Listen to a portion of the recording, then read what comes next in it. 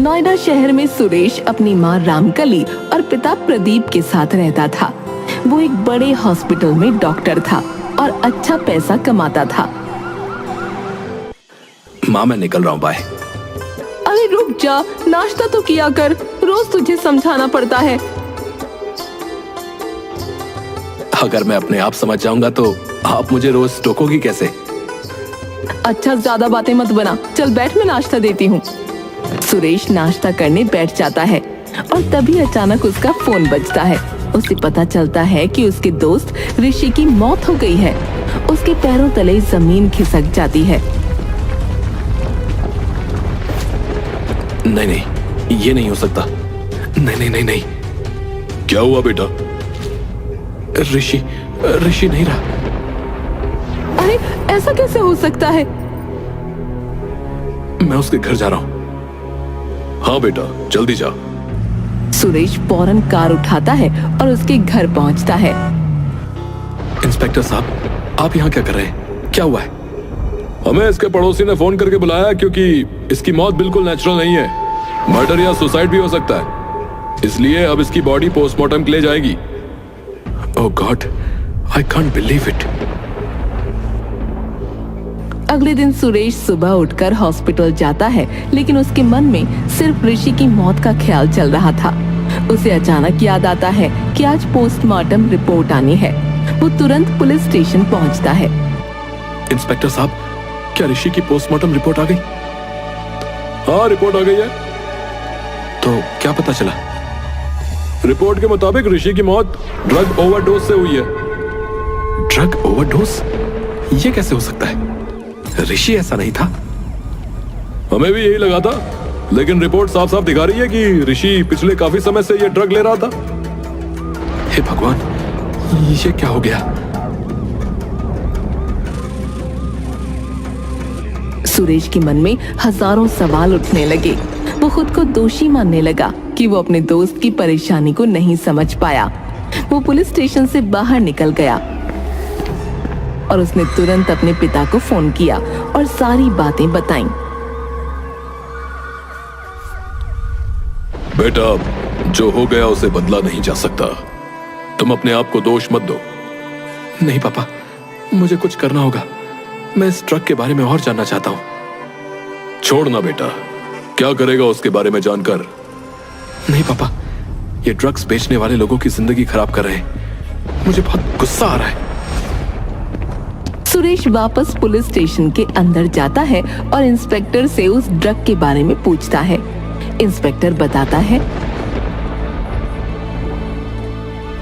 दरअसल ये ड्रग आजकल शहर में गिरोह के द्वारा बेची जा रही है। हम इस गिरोह की तलाश में हैं, लेकिन अभी तक हमें कोई ठोस सबूत नहीं मिला है। तो आप लोग क्या कर रहे हैं? अगर आप लोग जल्दी कुछ नहीं करेंगे तो और लोग भी ऐसे ही मरते रहेंगे।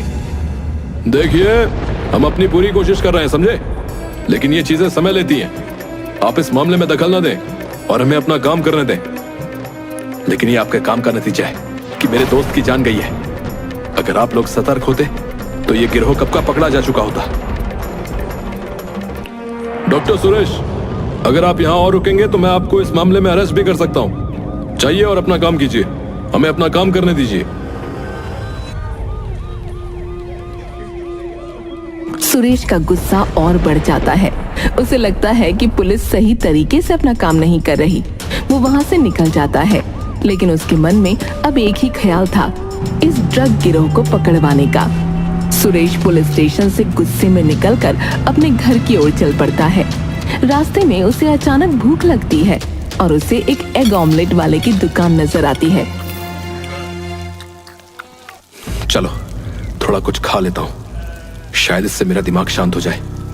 वो एग ऑमलेट वाले के पास जाता है और एक ऑमलेट का ऑर्डर देता है। भैया, एक एग ऑमलेट बना दो। कितने का है? 15 रुपए का। अभी आपको एकदम ताजा और गर्म ऑमलेट बना कर देता हूँ। भैया, आपका ऑमलेट तो बाकियों से काफी सस्ता है। कैसे चला लेते हो दुकान? इसमें तो कोई खास कमाई नहीं होती होगी। अरे साहब, जैसे तैसे चला लेते हैं, आप चिंता ना करें, बस खाइए। सुरेश को एग ऑमलेट वाले पर शक होने लगता है। जब उसे मौका मिलता है तो वो धीरे से ऑमलेट वाले के किचन में झांकने की कोशिश करता है। देखता हूँ क्या चल रहा है यहाँ पर। कहीं ये कोई मिलावट तो नहीं कर रहा है जो इतना सस्ता बेच रहा है। सुरेश जैसे ही किचन में कदम रखता है उसके होश उड़ जाते हैं। वहाँ उसे ड्रग्स के पैकेट्स दिखाई देते हैं। ये क्या हो रहा है यहाँ? सुरेश की आंखें बड़ी हो जाती हैं। अब वो समझ चुका था कि ये एग ऑमलेट बेचने की दुकान सिर्फ एक बहाना है। असल में ये एक ड्रग डीलर है। ये तो वही ड्रग है जिसकी वजह से ऋषि की मौत हुई थी। मुझे पुलिस को तुरंत बुलाना होगा।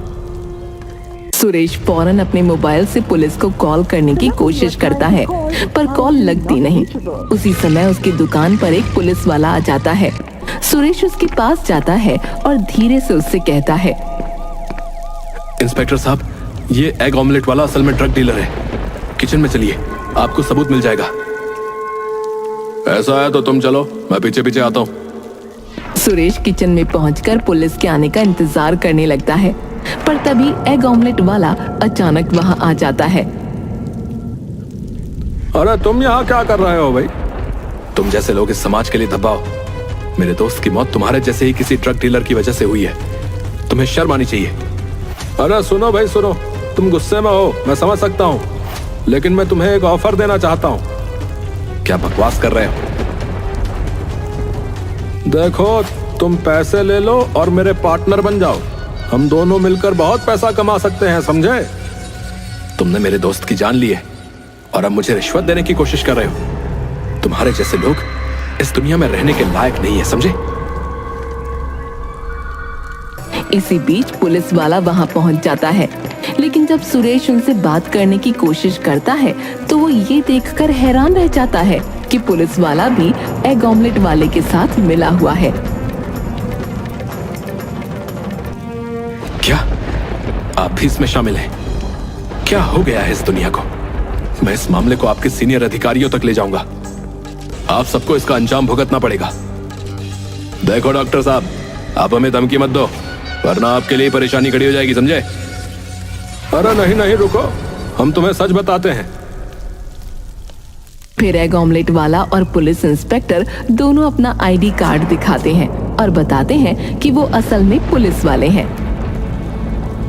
अरे हम असली पुलिस वाले हैं और ये सब एक सीक्रेट ऑपरेशन है, समझे? मेरा नाम रोहन है और ये करण है। हम असली ड्रग डीलरों और उनके बॉस को पकड़ने के लिए अंडरकवर काम कर रहे हैं, समझे? ये जो तुमने किचन में देखा वो असली ड्रग नहीं है। ओह, आई एम सो सॉरी। अगर ऐसा है तो मैं भी आपकी मदद करना चाहता हूँ। मेरे लिए ये एक पर्सनल मैटर है। अरे ये बहुत खतरनाक काम है, हम तुम्हें इसमें शामिल नहीं कर सकते। प्लीज, मैं मदद करना चाहता हूँ, ये मेरे लिए जरूरी है। पुलिस वाले पहले तो मना करते हैं, लेकिन सुरेश के जोर देने पर वो मान जाते हैं। ठीक है, अगर तुम इतने ही अड़े हुए हो तो सुनो। तुम किसी असली ड्रग डीलर से ड्रग खरीदने की कोशिश करो और बातों बातों में उसे रोहन के बारे में बता दो। कहो कि ये एग ऑमलेट वाला नकली ड्रग बेचता है और इसकी वजह से मार्केट में उनके ड्रग का नाम खराब हो रहा है। समझ गया, मैं ये काम करूंगा। सुरेश पुलिस वालों की योजना के अनुसार अपने रूप को बदलता है और चेहरे पर हल्की दाढ़ी और आंखों में काला चश्मा लगाकर एक ड्रग डीलर की तलाश में निकल पड़ता है। चलो सुरेश, अब ये तेरी असली परीक्षा है। तुझे ये काम किसी भी कीमत पर करना ही होगा। शहर की अंधेरी गलियों और कोनों में सुरेश कई बार नकली पहचान के साथ पहुंचता, लेकिन उसे कोई बड़ा ड्रग डीलर नहीं मिलता।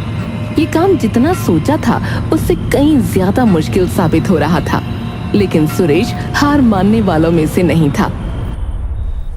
सुन, मुझे असली माल चाहिए और तुम्हारी इन बकवास चीजों में मेरा कोई इंटरेस्ट नहीं है, समझे? मुझे किसी बड़े आदमी से मिलवा। बड़े आदमी से? भाई तो ऐसे किसी से मिलते नहीं बे। वैसे भी तुझे असली माल क्यों चाहिए रे? क्योंकि मैं बिजनेस में बड़ा खेल खेलना चाहता हूँ। ये छोटा मोटा काम मेरे लिए नहीं है। अब अगर तेरे पास मेरे काम की कोई चीज नहीं है तो मैं किसी और को ढूंढ लूंगा। वो लोग अभी ये बात कर ही रही थी कि वहाँ पुलिस पहुँच गई और उन्होंने सुरेश को पकड़ लिया। पेडलर भाग निकला। अरे आप लोग मुझे क्यों पकड़ रहे हैं? मैं तो आपका ही काम कर रहा हूं। अरे क्या बक रहा है तू? है अपना मुंह बंद रख। पुलिस उसे ले जाकर हवालात में बंद कर देती है। उसकी समझ में कुछ नहीं आता कि ये क्या हुआ। वो चिल्लाता है, अरे अरे मुझे आपके अंडरकवर इंस्पेक्टर करण और रोहन ने ये करने के लिए कहा था ताकि इस ड्रग्स के रैकेट के पीछे के मास्टरमाइंड को पकड़ा जा सके। अरे किसी और को बेवकूफ बनाना, समझे? इंस्पेक्टर करण मैं ही हूं और रोहन नाम का तो कोई पुलिस वाला है ही नहीं यहाँ। और दूसरी बात, हमने कोई अंडरकवर पुलिस वाले इस केस के लिए नहीं भेजे हैं, समझे? ये सुनकर तो सुरेश के पैरों तले जमीन ही खिसक गई, क्योंकि अब उसे समझ में आया कि वो दोनों असल में ड्रग डीलर ही थे, कोई पुलिस वाले नहीं। अगर ऐसा है तो मेरी बात का यकीन करिए इंस्पेक्टर साहब, वो एग ऑमलेट वाला और उसका साथी ड्रग डीलर है। प्लीज उसकी दुकान पर जाइए, आपको उसके किचन में सारे सबूत मिल जाएंगे। अरे मुंह बंद कर ले वरना तेरी टांगे तोड़ दूंगा, बता रहा हूं। सुरेश ने उस पुलिस वाले को बहुत समझाया, साथ ही अपने दोस्त ऋषि के बारे में भी बताया। तब जाकर उस पुलिस वाले ने सुरेश की बात मानी। ठीक है, हमें उस ऑमलेट वाले के पास लेकर चल।